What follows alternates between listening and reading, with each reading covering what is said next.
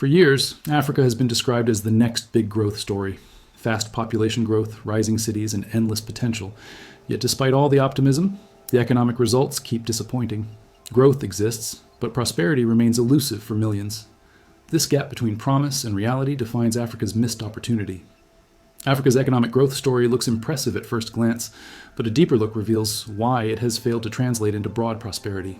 Over the past 2 decades, many African economies have posted positive GDP growth rates, often faster than those in advanced economies. However, according to the World Bank and IMF, this growth has been uneven, volatile, and heavily concentrated in a narrow set of sectors. Much of Africa's expansion has been driven by commodities, construction, and government spending, rather than productivity gains or industrialization. When commodity prices rise, growth accelerates. When they fall, economies quickly stall. This cycle creates the illusion of progress without building durable economic foundations. At the same time, population growth remains among the fastest in the world, meaning GDP growth often fails to keep pace with the number of people entering the workforce. As a result, per capita incomes rise slowly, or not at all, limiting improvements in living standards. Reuters reporting highlights another constraint. Weak infrastructure and high trade costs isolate African producers from global markets, making it difficult for firms to scale or compete internationally. Manufacturing, which historically powered growth in Asia, remains underdeveloped across much of the continent. Instead, many countries rely on low productivity informal sectors that absorb labor without raising incomes. The African Development Bank notes that while investment flows have increased, they are often directed toward extractive industries with limited spillover effects. This pattern explains why growth statistics look encouraging while poverty, unemployment, and inequality remain persistent. Africa's challenge is not the absence of growth, but the absence of growth that creates jobs, productivity, and lasting wealth. If Africa has been growing for years without real prosperity, what exactly went wrong in the way that growth was built? One of the biggest reasons Africa's growth story fell short is that the continent largely missed the manufacturing-led development path that transformed East Asia. Historically, countries that moved large shares of their workforce from low productivity agriculture into export-oriented manufacturing achieved rapid income growth and industrial upgrading. According to the World Bank and UNIDO, this transition never occurred at scale in most African economies. Instead of becoming global manufacturing hubs, many countries remained dependent on raw material exports and low-value services. Several structural barriers explain this outcome. Poor transport networks, unreliable electricity, and high logistics costs made it difficult for factories to operate competitively. Even when labor was cheap, production costs were often higher than in Asia due to infrastructure gaps. UNCTAD data shows that Africa's share of global manufacturing exports remains extremely small, and in some countries it has even declined over time. Policy choices also mattered. Industrial strategies were often inconsistent, underfunded, or distorted by political interests, discouraging long-term investment. At the same time, global conditions changed. Automation reduced the advantage of low-wage labor, while China's dominance crowded out latecomers trying to enter export markets.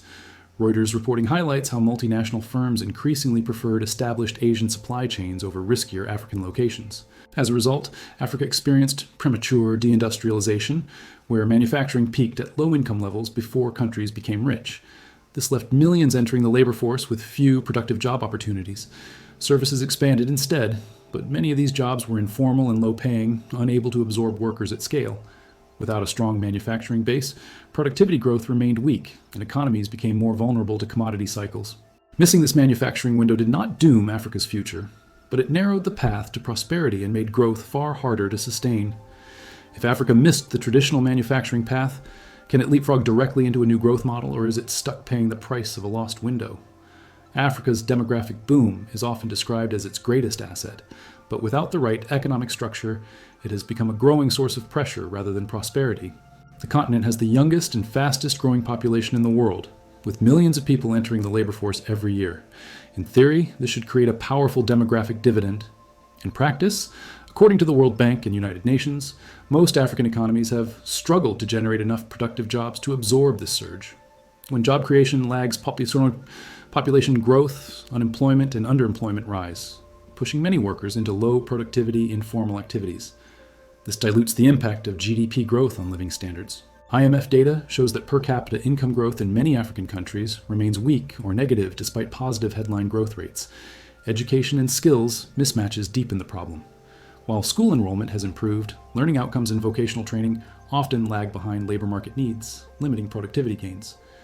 Reuters reporting highlights how firms across the continent struggle to find skilled workers, even as youth unemployment remains high.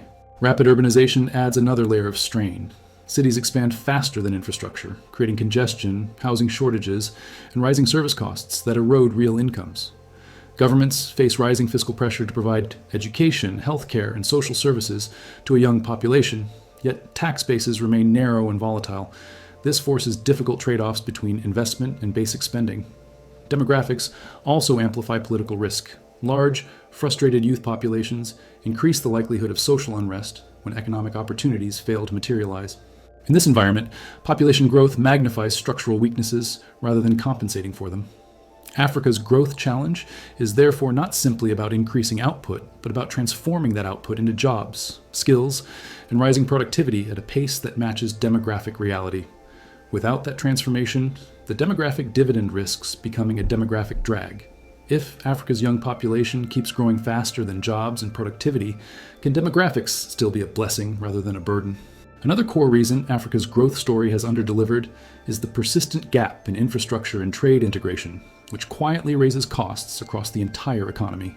According to the World Bank and African Development Bank, African firms face some of the highest logistics and transport costs in the world, even when shipping goods short distances. Poor road networks, congested ports, unreliable electricity, and limited rail connectivity reduce competitiveness and discourage investment in manufacturing and export-oriented industries. These constraints mean that African producers often struggle to move goods efficiently from farms or factories to markets, both domestically and internationally. UNCTAD data shows that intra-African trade remains low compared to other regions, not because of lack of demand, but because borders, regulations, and infrastructure make regional trade expensive and slow. Customs delays, non-tariff barriers, and fragmented standards add friction that discourages firms from scaling beyond national markets. Reuters reporting highlights how even small exporters face unpredictable costs and delays that make long-term contracts risky. This environment favors extractive industries, where raw materials can be shipped in bulk with limited processing, over value-added manufacturing that requires reliable supply chains. The result is a trade pattern dominated by commodities and imports of finished goods, reinforcing dependency rather than diversification. Infrastructure gaps also limit digital and service sector growth by constraining connectivity and energy reliability. Governments recognize these challenges and have launched initiatives like the African Continental Free Trade Area, but implementation remains uneven and slow. Without significant improvements in infrastructure and trade facilitation, Africa's growth potential remains capped. Infrastructure does not guarantee prosperity, but its absence almost guarantees underperformance. This explains why growth episodes often fail to persist, and why the continent's vast potential remains difficult to unlock at scale. If high trade costs and weak infrastructure keep African economies fragmented, can growth ever become self-sustaining across the continent? Another critical reason Africa's growth story turned into a missed opportunity is that capital inflows did not translate into broad-based economic transformation. Over the past 2 decades, Africa attracted significant foreign investment, but the composition of that capital mattered more than the headline numbers.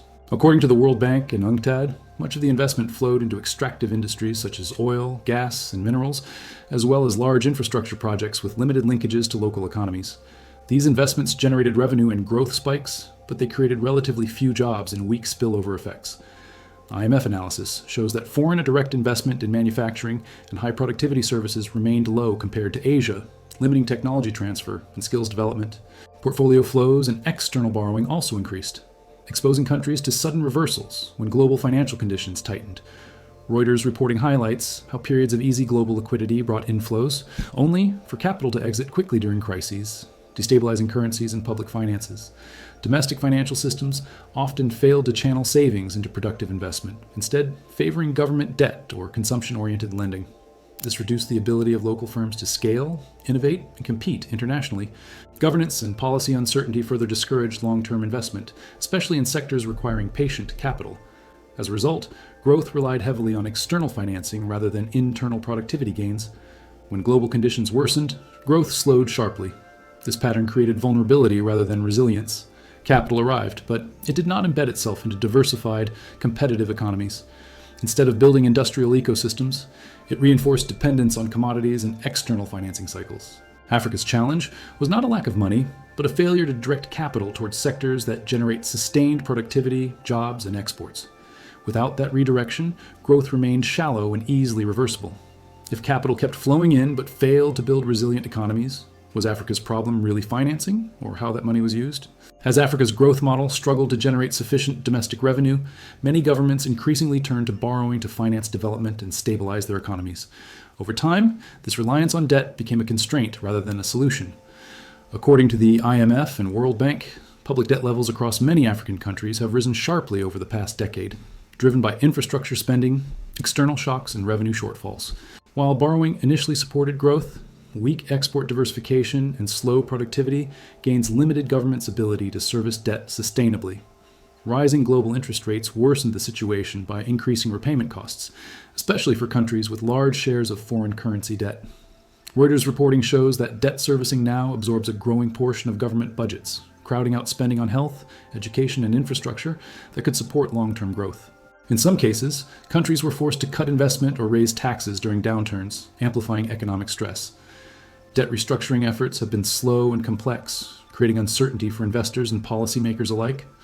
The African Development Bank notes that fragmented creditor structures, including bilateral lenders, private bondholders, and multilateral institutions, complicate resolution processes and prolong distress. As a result, debt acts as a drag on growth by limiting fiscal flexibility and increasing vulnerability to external shocks. Instead of smoothing cycles, borrowing has often locked economies into adjustment and austerity. This reinforces the broader pattern of shallow growth that fails to build resilience. Debt itself is not the root problem, but when growth is narrow and volatile, debt becomes difficult to manage. Africa's experience highlights how financing development without transforming productive capacity can trap economies in cycles of borrowing and constraint rather than prosperity. If debt now limits policy choices across Africa, how can governments invest in growth without repeating the same cycle of dependence? Even when Africa experienced periods of strong headline growth, weak institutions often prevented that growth from turning into lasting development. According to the World Bank and IMF, institutions determine how resources are allocated, how contracts are enforced, and how effectively governments deliver public services. In many African countries, institutional capacity has struggled to keep pace with economic expansion. This creates leakages where growth benefits a narrow group while the broader economy sees little improvement. Transparency. International data shows that corruption and weak accountability raise the cost of doing business, discourage investment, and reduce the effectiveness of public spending. Reuters reporting highlights how infrastructure projects frequently face cost overruns or delays, limiting their economic impact. Weak regulatory environments also make it harder for small and medium-sized firms to formalize, access finance, and scale operations. This keeps much of the economy informal and low productivity. Political instability further undermines confidence, increasing risk premiums and discouraging long-term investment. Even well-designed policies struggle when implementation capacity is limited. As a result, growth episodes fail to persist because institutions cannot sustain them. Strong institutions do not guarantee rapid growth, but weak ones almost guarantee volatility and underperformance. Africa's missed opportunity is not only about external constraints or global conditions, it is also about internal systems that shape incentives and outcomes. Without improvements in governance, legal frameworks, and state capacity, new investment and reforms struggle to deliver results. Institutions turn growth into development, and when they are fragile, growth remains fragile too. If institutions determine whether growth becomes prosperity, can Africa's economic future change without deep institutional reform? Africa's growth ambitions also collided with unfavorable global conditions that limited the continent's ability to catch up at the right moment. Many African economies began pursuing deeper integration into global markets, just as globalization itself was slowing. According to IMF and UNCTAD analysis, the post-2008 world saw weaker global demand, tighter financial regulation, and slower trade growth, reducing opportunities for export-led expansion. At the same time, advanced economies shifted toward protectionism, industrial policy, and strategic reshoring, narrowing access to markets that once absorbed developing country exports. Reuters reporting shows that rising geopolitical tensions further fragmented trade, making it harder for late industrializing regions to insert themselves into global value chains. Africa also faced a tougher external financing environment. After years of easy money, global interest rates rose, reducing capital flows to emerging markets and increasing borrowing costs. The World Bank notes that this shift disproportionately affected countries with weaker credit profiles, limiting investment precisely when infrastructure and industrial capacity were most needed. Climate shocks added another layer of pressure. Droughts, floods, and extreme weather disrupted agriculture and infrastructure, diverting resources toward emergency response instead of long-term development. These external constraints did not make growth impossible, but they raised the bar significantly. Countries that industrialized earlier benefited from more open trade, faster demand growth, and cheaper financing. Africa's challenge was arriving later, when the global environment was less supportive. This timing mismatch helps explain why similar policies produced weaker results. Growth strategies were pursued in a world that no longer rewarded them as generously as before. If Africa's growth push came at the wrong global moment, can changing world conditions still open a new window of opportunity?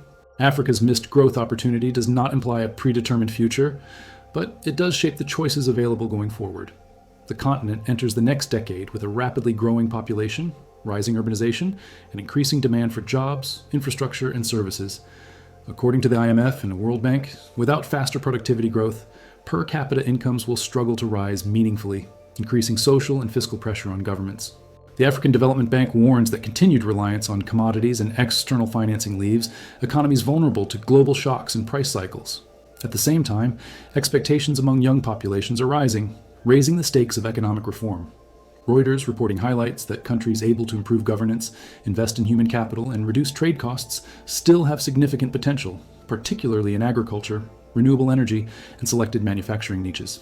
Regional integration through initiatives like the African Continental Free Trade Area could help overcome fragmentation, but success depends on implementation rather than announcements. The future path is narrower than it once was, but not closed. Africa's challenge is to shift from growth driven by external conditions to growth rooted in productivity, skills, and institutions.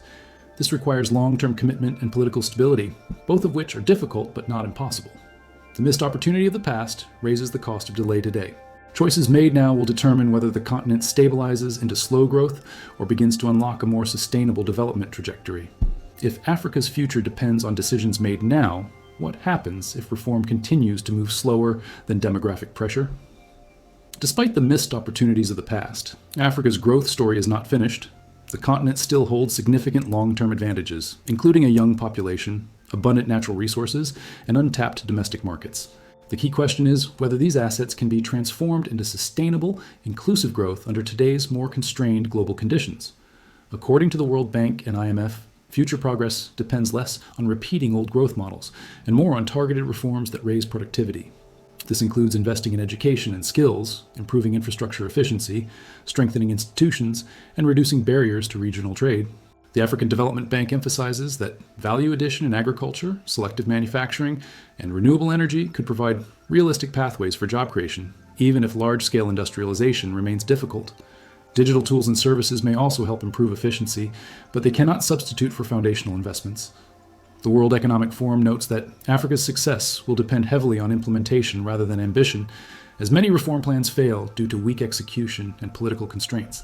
External partners can support growth through financing and market access, but durable progress must be driven internally. Reuters' analysis highlights that countries showing consistent reform, policy stability, and improved governance are already attracting more resilient investment. The path forward is narrower than before, but clearer. Africa's challenge is no longer discovering its potential, but converting it into results under tougher global realities. Whether the continent can rewrite its growth story will depend on choices made today, not promises made tomorrow. If Africa's potential has always been clear, is the real question no longer whether it can grow, but how much time it has left to get it right? For deeper, data-driven explanations of global economies and power shifts, stay with Wealth Woven and keep looking beyond the headlines.